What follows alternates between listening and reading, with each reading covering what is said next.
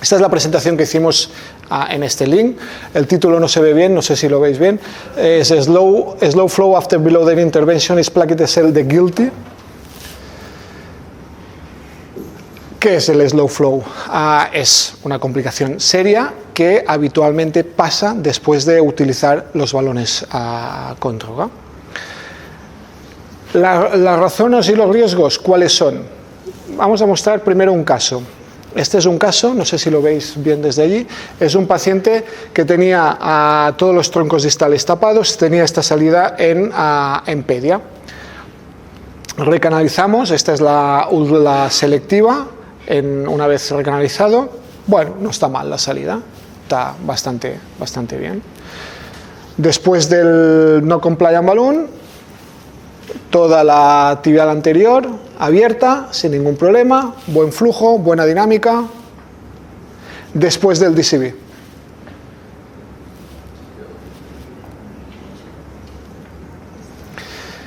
Después de la selectiva, después del DCB, ha pasado algo ahí. Fijaros cómo era antes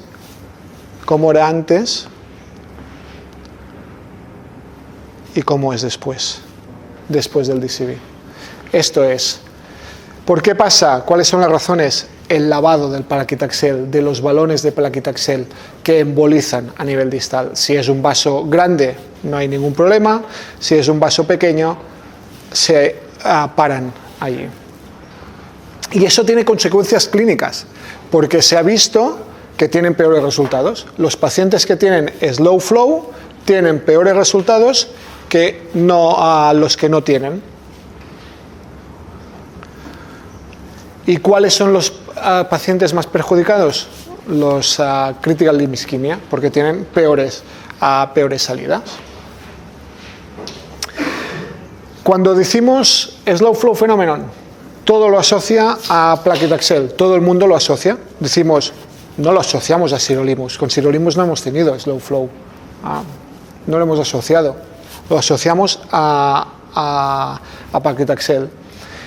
Pero acordaros que no todos los balones son iguales, todos los balones con drogas son iguales, no son iguales en cuanto a excipiente, no son iguales en cuanto a plataforma, en cuanto a la dosis de plaquetaxel, en cómo está puesta ese plaquetaxel en ese balón, no son iguales. Por tanto, no se comportan todos de forma igual. No podemos decir es un efecto de clase, no podemos decir a todos les pasa igual. No podemos generalizarlo. O como mínimo deberíamos estudiar cada balón si realmente pasa, para poder generalizarlo. Lo que hemos dicho, o sea, desde que tienen diferentes transferencia de la droga, desde que tienen diferentes lavado de la droga durante la navegación. Y aquí está la clave, o una de las claves, hay diferentes claves. El excipiente que llevan. Unos son hidrofílicos, quiere decir que penetran muy bien o salen del balón muy bien hacia la pared, pero también hacia el vaso, también hacia el torrente sanguíneo, los hidrosolubles. A ejemplo, el Impact de Medtronic, el Steralex de Philips, el Lutonix, etc. En cambio, hay los excipientes lipofílicos, ¿vale? Que se pegan, es como un pegamento que se pega bien en el balón, por tanto no hay el washout. El problema es que precisamente por eso su transferencia a la pared del vaso puede ser un poco impredecible. Ejemplos puede ser el Ranger de Boston o el Leg Flow, que hablaremos. Otro factor importante es cómo está impregnado ese balón. No el excipiente, sino cómo se pone la droga allí. Lo más común es que sea cristalino, el coating sea cristalino. Por eso veis, cuando usáis el balón con droga, veis esos cristales en el balón, ¿vale? Eso produce cierta rigidez y esa superficie polvorienta. Otro tiene una superficie que es transparente, tú no lo ves. De hecho, la primera vez que yo vi hace 12 años, 13 años, puede ser, sí, 12, 13 años, el LegFlow, claro, me decían, ¿cuánto cuesta? 800 euros. Digo, no me mientas, si es un balón normal, si no veo la droga aquí, en la superficie de la droga lo veréis, en la superficie del balón lo veréis hoy y mañana, no se ve el polvo, no, parece que no sea nada, que no sea un balón convencional, ¿vale? Eso es importante.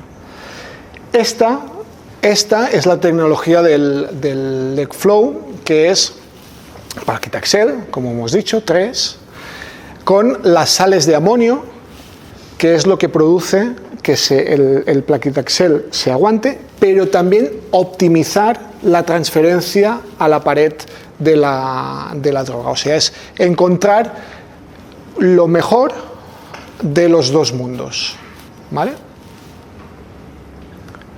Aquí veis el ejemplo, un balón, el LegFlow, y un balón, los cristales de paclitaxel en agua. Como lo podéis ver, cómo va nevando. Pues eso es lo que puede ir torrente abajo.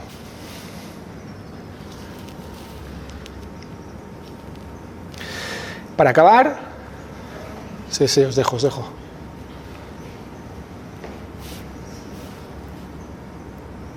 ¿Sí? Qué buen video, ¿eh? Para acabar, son 1.000 euros. Para acabar, os muestro un caso similar al inicial, pero tratado con LegFlow. Tibial anterior, la salida, después del no compliant, buen flujo, buena velocidad, misma salida, después del balón con droga, del LegFlow. Misma velocidad, buen flujo. Fijaros que buscando las 7 diferencias entre esta de después del non-compliant a esta después del balón con droga, esperamos 15 minutos. ¿Cuál es la prueba? Fijaros la tibial posterior. Allí no estaba y allí sí. Es lo que decíamos. Mientras esperamos el resultado de la tibial anterior, que era el target, era el angiosoma, era la arteria principal para nosotros, esos 15 minutos pudimos abrir la tibial posterior y comprobar si había recoil o no, y de paso también si había slow flow. Por tanto, es un efecto asociado al paclitaxel, sin duda. Las razones es debido al coating, o sea, al recubrimiento y al excipiente que llevan esos balones, cómo está fabricado, o sea, cómo es ese balón. Sabemos que no todos son iguales, por tanto no lo podemos poner todos los balones en el mismo saco. Y en este caso, hablando del LegFlow, pues con toda su tecnología encuentra un equilibrio entre reducir, minimizar el washout y la transferencia, el uptake de la droga a la pared arterial. Por tanto, y esa fue la pregunta que iniciamos con el título, es: ¿el paclitaxel es el culpable? No, pero sí que algunos tecnología aplicada a los balones de paclitaxel.